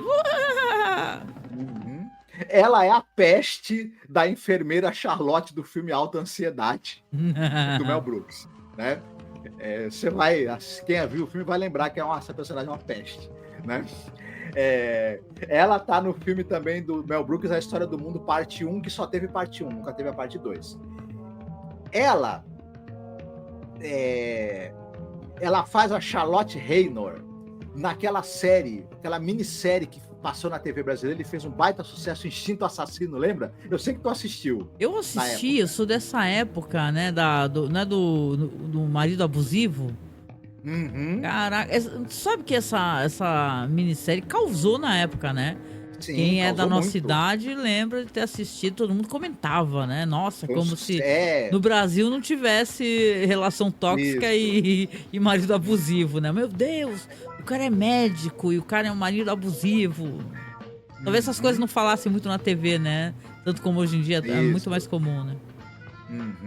Agora, ela também, além de ela fez uma infinidade de séries de TV, que eu não vou ter como citar aqui. Ela tá ela tá em muitos outros filmes, filmes policiais, faroeste, drama, romance, enfim, é uma infinita. Procure depois a carreira dela, que vocês vão ver o quanto essa mulher trabalhou. Não, e agora, em Deus Americanos, né?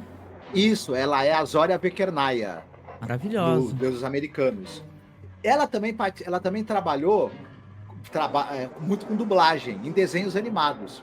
Ela, por exemplo, ela tá no Beavis and Butthead, ela tá no Gigante de Ferro, Hora de Aventura, ela dubla um personagem, Crudes 2, ela é a avó. Se eu não me engano, troca de atriz, né? A que faz a avó no Crudes 1 é outro e ela faz no Crudes 2 a voz. Enfim, uma carreira muito longa e uma grande atriz. Antes de continuar, a atuação dela é inacreditável nesse episódio. Nossa. Inacreditável o quanto ela consegue transmitir de vulgaridade, de violência, de desprezo pelos outros. Vilã perfeita. De pular na tela e estrangular. Agora vai sair Vale Tudo, o remake de Vale Tudo. Ela seria uma ótima Odete Roitman. Com certeza. Meu Deus, né? O que ela faz nessa cena, que ela humilha essa androide, né? Chuta ela e limpa lá o vinho. É inacreditável. Muito bom mesmo. Certo. Bom, a gente tem o outro cara, né? O Sr. Fulton, é um ator chamado Broderick Crawford. Ele, para quem tem uma certa idade, vai lembrar que tinha aquela série de TV Highway Patrol, uma série ali dos anos 40, 50. Ele era o Dan Matthews, ele era o protagonista da série Highway Patrol, que falava sobre policiais que faziam patrulha rodoviária, o nome já diz, né? E tal. Ele tinha uma série também, que ele foi protagonista, que era a série O Rei dos Diamantes. Ele fazia o personagem que ele era um investigador que ia investigar casos de pessoas que roubavam diamantes caros, diamantes famosos. Ele trabalhava para as empresas que faziam a lapidação e a venda dos diamantes. Então, quando o diamante famoso era roubado, ia ele lá, pago pela empresa, para tentar pegar os salafrários. Ele ia em vários locais do mundo. É uma série que fez sucesso também na época, passou disso no Brasil, se eu não me engano. Ele tá em filmes importantes também. Ele tá naquele filme Bogeste, aquele filme famoso filme sobre a Legião Estrangeira. Passou muito na TV brasileira, um filme do William Wellman, que tem o Gary Cooper, o Ray Milland.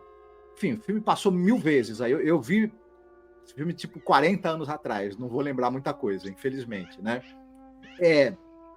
Ele tá numa comédia, num filme que mistura comédia com filme de gangster, que é o Vale a Pena Roubar, com o Edward J. Robson e ele, né? Ele está em comédias românticas, como, por exemplo, o Nascida Ontem, que é do George Cukor. Ele também está em filmes noir.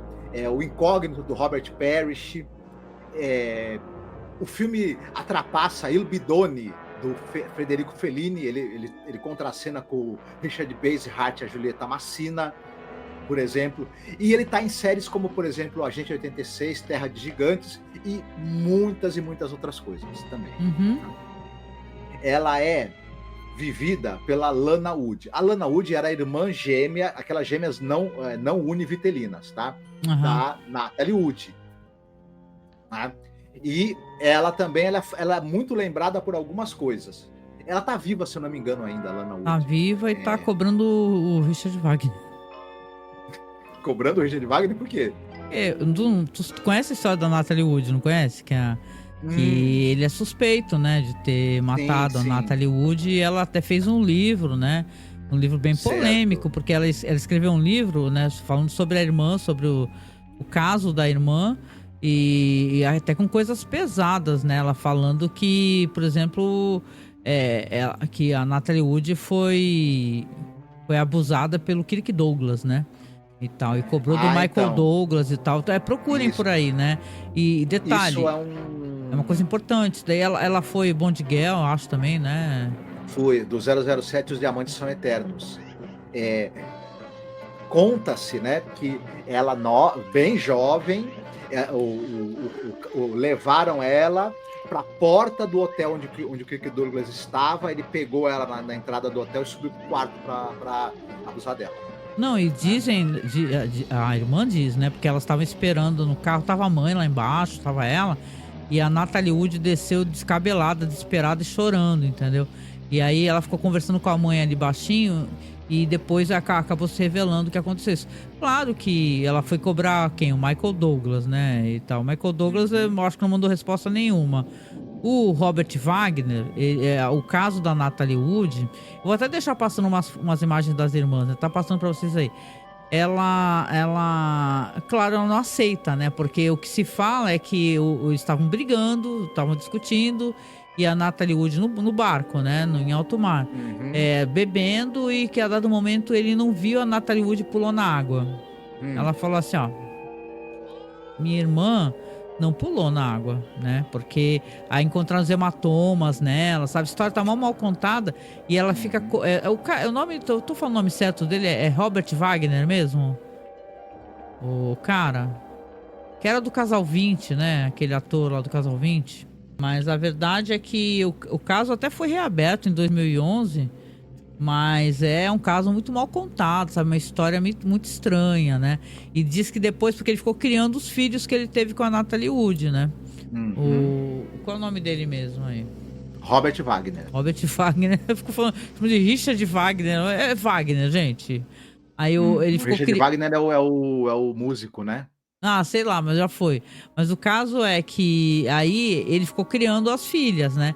E diz que a Lana Wood ficou tentando conversar com as filhas deles e tal, mas elas nunca deram uma entrada nenhuma pra ela. Ela escreveu esse livro, o livro foi bem polêmico, porque imagina, né? Quero perguntar pra vocês aqui. Imagina só se a família do Kirk Douglas, né, ia responder alguma coisa referente a isso, né? O cara faleceu com mais de 100 anos, né? E claro, eu veja bem, numa situação como essa, eu acredito que tenha assim acontecido alguma coisa. Ninguém vai inventar uma história maluca dessa do nada, ela tentando póstuma, né? A irmã dela já tinha falecido, né? E ela fez várias revelações nesse livro dela aí, que eu não li, óbvio, né?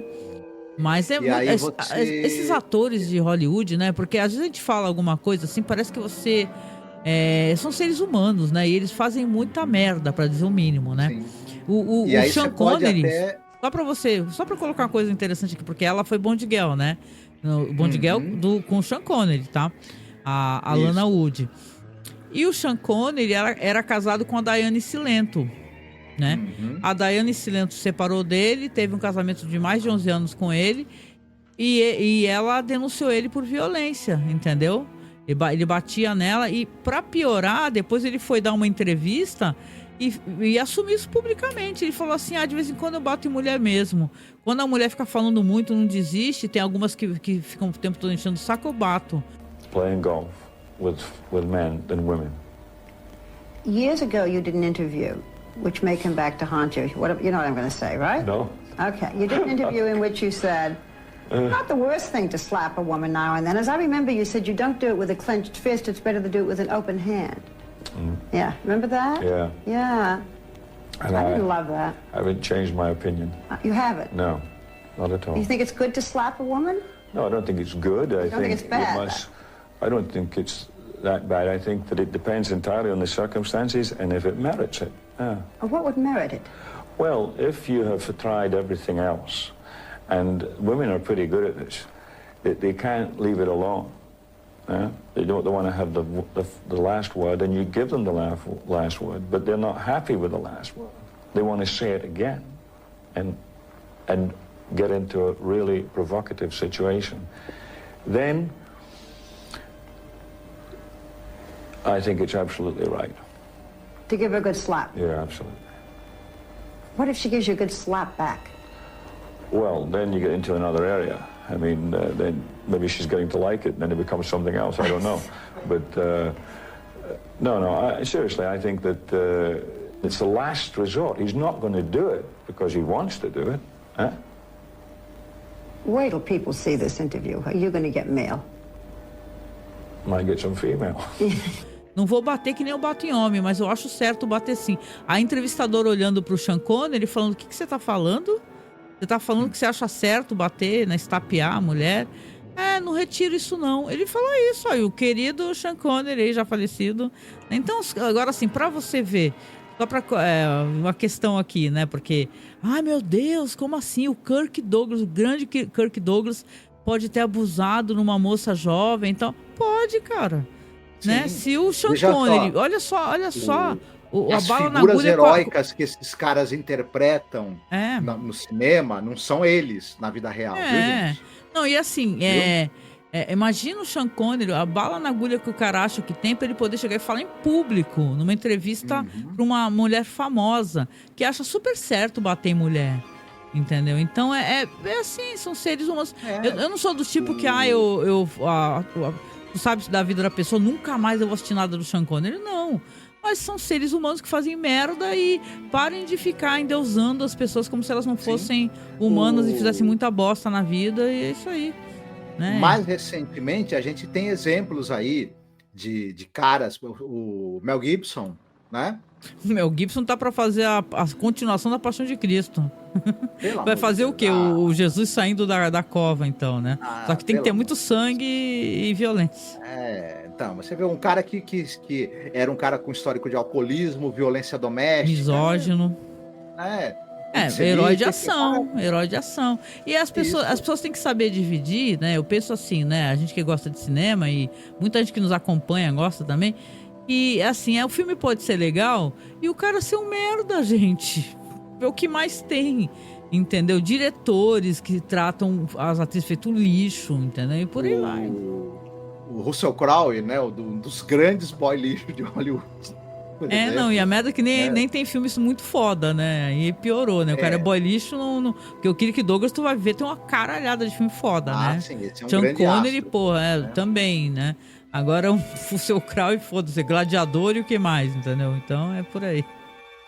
É só desculpa, né? Mas assim, é isso. A Lana Wood, ela tá viva, ela cobra, ela acha que o cara no leito de morte vai falar a verdade, que matou a irmã dela, ou não. Não. Eu acho que não também. Não, isso não vai acontecer, né? Muito difícil. Ela, você já citou, né? Ela participou muito de teledramas, ela tinha um personagem fixo em uma das fases do Peyton Place, né? Caldeira do Diabo, essa, né? Ela é famosíssima, sim. Famosíssima e tudo.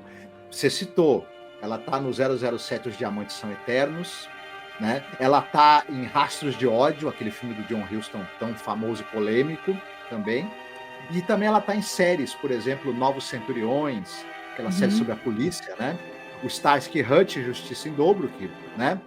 E recentemente, em 2022, ela tá numa comédia chamada Dog Boy, com o Eric Roberts. Então ela tá trabalhando. O irmão aí, da né? Julia Roberts? Isso. Julia Roberts. Isso. Então, É isso. É um episódio legal, eu gostei, né? Não dos grandes episódios, assim, do Rod Serling. Acho que tem melhores aqui em Night Gallery, né? Mas eu acho que é legal. A discussão que suscita é muito boa. A gente assistam Inteligência Artificial, assistam o Delone lá do Além da Imaginação, e esses filmes que falam essa questão, até aquela série Humans, né?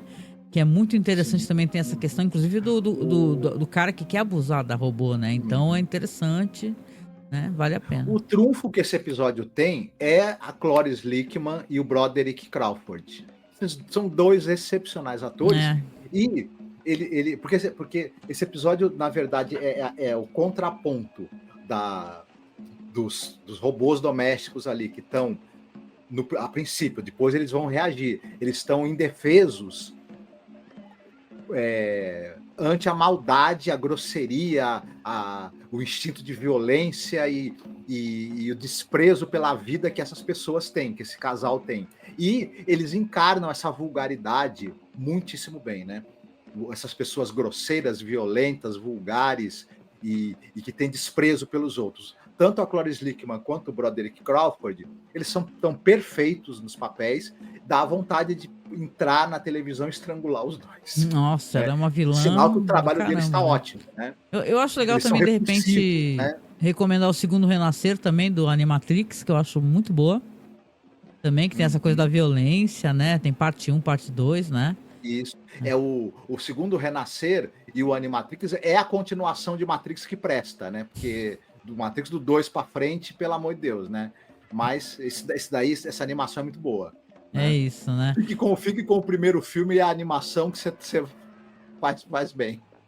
Legal, né? Então, vamos indo lá para os finalmente aqui. Eu falei que eu ia dar um recado importante, né? E sim, vamos chegar lá. O que acontece, né? A gente, como vocês estão acompanhando, tem gente que chega aqui, eu sei muito para poder acompanhar os episódios de Galeria do Terror, mas tem gente que conhece a gente dos outros podcasts de filmografia. A gente já tá há mais de 15 anos fazendo podcast. O que acontece? Nós tínhamos aquela plataforma lá do Padrim, né? E tínhamos até uma quantidade, não digo incrível, maravilhosa, mas era, pelo menos dava mais de R$100 que a gente conseguia para pagar conta, e pagava site, etc. Hoje eu tive aqui um contato com uma pessoa muito legal, que nos acompanha há muito tempo, que pediu acesso à pasta, né? Que a gente está pedindo pro pessoal apoio para poder ajudar a pagar a pasta no OneDrive, porque ela é paga, ela não é gratuita pra gente, a gente paga. Aí o que aconteceu? Eu fui lá, eu não tenho costume de fazer isso, porque eu tenho uma certa ansiedade. Se eu vejo certas coisas, ou isso me desmotiva de vez, eu quero parar de fazer, né? Porque se você olhar assim, você parar... Eu sei que a gente não deve fazer isso, né? Mas você olhar pro tal do Big Picture, né? A coisa maior, são 15 anos editando podcast, 15 anos pesquisando, 15 anos fazendo as coisas contigo, chamando pessoas para gravar. A gente, antes da gente sentar e gravar aqui, tem todo um preparo. O Marcos faz um texto gigantesco para falar de atores e atrizes. Eu vejo toda a questão técnica, controle e tal. A gente se desdobra para fazer o melhor, né? E com isso eu não tô querendo falar assim que as pessoas são ingratas nem nada, não é nada disso. Eu quero dizer o seguinte: eu fui lá checar o Apoia-se da gente, que eu não fico checando, né? Não deveria ser assim, mas isso me deixa ansiosa. Se a pessoa, por exemplo, tá nos apoiando, para de apoiar, eu fico chateada, eu fico desmotivada. Eu fui olhar, a gente tem 8 apoiadores. É o seguinte, a gente tem 8 pessoas que estão nos ajudando. Primeiramente, eu quero agradecer essas 8 pessoas que estão lá nos apoiando. Segundo, a gente precisa de mais apoiadores no Apoia-se, gente. Não tem como a gente só ter 8 apoiadores, entendeu? Gravando 2 podcasts semanais, entregando todo o trabalho que a gente está entregando nesses anos todinhos, né? Eu quero dizer o seguinte: se a gente continuar com essa quantidade muito baixa de apoiadores, para quem está nos acompanhando aqui, para quem sabe que a gente nos desdobra para poder tentar fazer, né, os programas, né, de filmografia e tudo, né, tudo que a gente, até a questão da gente linkar as coisas para as pessoas assistirem. A gente não tem como continuar esse projeto. A gente tá chegando no final aqui, eu pensando comigo mesmo se vale a pena a gente continuar a fazer, né, Marcos? Não sei se tu pensa sobre isso, porque eu penso, tá? Eu penso. Se quiser falar alguma coisa nesse momento, eu penso, porque como é que pode ser isso, assim? A gente, no Padrim, eu fiquei muito brava quando aconteceu isso do Padrim, né? Não sei quanto tempo você tá acompanhando aqui, se você sabe que é isso, né? O Padrim, o Apoia-se, são essas plataformas que você pode apoiar o produtor, né? Financeiramente. Você vai lá, você faz uma doação mensal, recorrente, que é o nome disso, mensal. Você coloca lá e tal, o apoiador costuma colocar metas, costuma colocar um monte de coisa. A gente é uns fudidos, não consegue botar meta de nada, né? Porque qual é a meta que a gente pode colocar, né? Vamos até rir pra não chorar, né? Mas assim, isso ajuda a gente a pagar a pasta, a poder resolver problema técnico, a comprar equipamento. Isso tudo a gente vai comprando também, você entendeu? Então a gente precisa de mais apoiadores aqui. Vai depender, eu penso comigo, pra gente poder continuar, vamos supor, a gente sempre começa o ano fazendo essas séries, que dá um puta de um trabalho. A gente tá meses fazendo isso, gente. Né? São 2 episódios por semana. Essa temporada são 22 episódios, gente. Se você tá vendo no futuro e a gente já terminou, eu te peço, né, pra todo mundo, a gente vê a quantidade, que nem eu falei lá no começo, a gente vê a quantidade de pessoas que escutam pelo Spotify, que acessa pelos aplicativos, a gente confere os acessos, então a gente vê quanta gente está escutando. 50, 60, 70, 80, assim, não importa. Se aqui no YouTube é 50, depois vai aumentando muito. Vão passando os anos, as pessoas vão descobrindo o podcast, acompanham tudo. Tem pessoas até que me cobram lá, sei lá, 5, 6 anos depois. Ai, cadê o link do episódio para assistir? Eu vou lá verificar se o link não quebrou.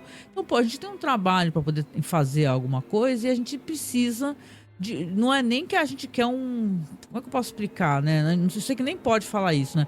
A gente não quer... O certo seria a gente ter um recurso financeiro correto, né? A gente viver e ganhar disso. Mas acho que 8 apoiadores no Apoia-se, né? Tem gente que apoia por Pix, muito obrigada, né? Tem uma pessoa que nos ajuda muito por Pix mensalmente, que já nos salvou várias vezes, né? Mas, pô, eu acho que a gente deveria ter mais apoiadores no Apoia-se, para que a gente possa até dar o link dessa pasta que a gente compartilha, que a gente paga ela. Não é... Quando a gente fala... Tem gente que posta as coisas no Mega Upload, gente. O Mega Upload deleta tudo, tá? Até o próprio Google Drive, que todo mundo adora usar, né? Você vai chegar lá, o Google Drive deleta o conteúdo, porque alguém vai e denuncia, entendeu? No OneDrive a gente tá seguro até agora. Estamos não somente com os nossos podcasts, mais de 15 anos de trabalho, como todos os episódios da Imaginação, Galeria do Terror, legendado e dublado, entendeu? Eu tava aqui prestes a legendar a 3ª temporada para fazer o upload, mas eu não vou fazer isso agora. Porque eu penso assim, porque eu fico muitas horas do dia editando podcast, fazendo essas questões para poder fazer o upload, dar para as pessoas. Mas se a gente não consegue ter apoiadores, não tem como, gente. Então eu peço para você, se você gosta do que a gente está fazendo, se você não gosta, não se importa e não quer ajudar, ok, a gente entende, nem todo mundo tem recurso. Apesar que eu questiono quem é que não tenha 10 ou 15 reais para ajudar alguém mensalmente, né? Que eu acho que é o mínimo, né? Pra gente poder... São 50 pessoas, 60 pessoas. Será que as pessoas não podem realmente ajudar? Então, assim, se você puder, nos ajude, nos apoie. Eu vou começar a controlar o Apoia-se, né? Pra ver se consegue aumentar um pouco os apoiadores, né? E vou começar a controlar outras plataformas também. Mesmo tendo essa questão que eu tenho isso pra mim. Se eu fosse fazer, pra vocês verem como é que são as coisas, pensando em dinheiro, entendeu? Pensando, só vou fazer isso ganhar muito e tal. Eu não fazia, gente. A gente já tinha parado, ó, há muito tempo, né, Marcos? Porque quanta grana que a gente já ganhou fazendo isso, né? Não imagina. Mas o apoio do pessoal é importante para cobrir os custos, na verdade. E são custos gerais, detalhe. A gente gasta isso. Internet, gasta nosso processador, nosso computador. Vamos lembrar que o computador não é mágico. Quando você usa o processador para processar vídeo, para renderizar vídeo, você tá... Aos poucos o processador ele vai se desgastando, como qualquer coisa, entendeu? Vai desgastando. Até a gente vai desgastando de tanto falar e tal, o microfone. Então, gente, é sério o negócio. Se a gente não conseguir, a gente vê que realmente não anda, sabe? O tempo tá passando e tal. Daqui a um tempo acaba o podcast e vocês vão perguntar por que acabou, entendeu? Porque a gente não tem apoio nenhum, né? Então, assim, eu digo mais, se você... nesse momento aqui, para você que tem um produto, né? Obviamente que seja um produto que a gente possa divulgar aqui, que o YouTube não vá, né? Questionar isso daí. Quiser que a gente faça a divulgação, fala com a gente também no nosso e-mail, tá? É contato.cinemasmorra@gmail.com. A gente divulgaria, né, Marcos? A gente faria um esquema de divulgação. A gente não tem um Media Kit, óbvio, né? Mas a gente sim tem uma certa fidelização de ouvintes. E para esses ouvintes que eu peço, se você gosta, a gente deixa tudo aqui embaixo. Deixa o nosso Pix, a gente deixa um QR Code no site para o pessoal só escanear e fazer Pix, que é para a Caixa Econômica Federal. O link do Apoia-se, essa plataforma de apoio a quem produz podcast, videocast, não importa. Também está aqui na descrição. Então a gente precisa do seu apoio. A gente está chegando no final desse projeto e a gente vai verificar no andamento do ano, claro que a gente tem outros projetos relacionados ao cinema, se realmente vale continuar. Vai depender também de vocês, gente. Né? Porque também se a gente vê que não tem como, a gente não vai continuar. A gente ama fazer os trabalhos do Rod Série, a gente ama divulgar, a gente ama pesquisar, só que também sem ter retorno nenhum, né? Então, eu peço, se você pode, se você tem condições, nos ajude, né? E quem é que não tem condições de doar 10, 15, 20 reais? Né? Então, poxa, doe, né? Ajude a gente a manter o podcast, a comprar equipamento. A gente tá com uma vaquinha de webcam que ela não sai de 70 reais, gente. É sério. Clica aí no Linktree que você vai ver. Ela não sai desse valor. O pessoal não tá doando, gente. Então, obrigada de coração para quem doa, quem está ali no Apoia-se, para quem tá ajudando via Pix. Mas, por favor, se você tá assistindo e você não tá colaborando, e mais para frente o podcast acabar, o nosso comprometimento também vai ficar, entendeu? A gente vai repensar esse comprometimento com esses projetos que a gente tem, tá? É isso, gente. Obrigada. Desculpa o desabafo, mas sinceramente, essa foi demais. Eu nem acompanho muito o Apoia-se, porque isso me deixa numa ansiedade. O Marcos me conhece, eu já tenho ansiedade. Isso me deixa chateado. Eu não quero sentar e editar e pensar, cara, eu não acredito, sério que a gente não tem apoiadores? Será que a gente não está fazendo um bom trabalho? E a gente sabe que isso não é verdade, a gente está fazendo. Senão a gente não tinha gente seguindo, gente se inscrevendo, gente assistindo, né? Verdade, verdade. É isso. Uhum. É isso. Então, né, terminando num tom meio fúnebre aqui, né? Mas nos apoie, tá? O nosso Pix é apoiomasmorra@gmail.com.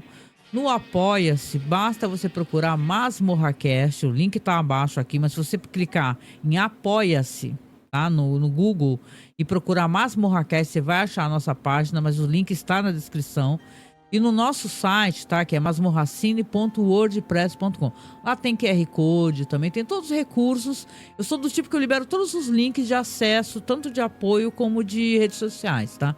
Tá, nos apoie, tá? Com o que você puder. É isso então, gente. Muito obrigada, tá? Logo mais tem o nosso último podcast e, como eu falei, a nossa live, né? Depois a gente vai combinar também direitinho para fazer o nosso top 10, tá certo? Grande abraço e até mais. Ótima semana para vocês. Tchau, tchau. Tchau.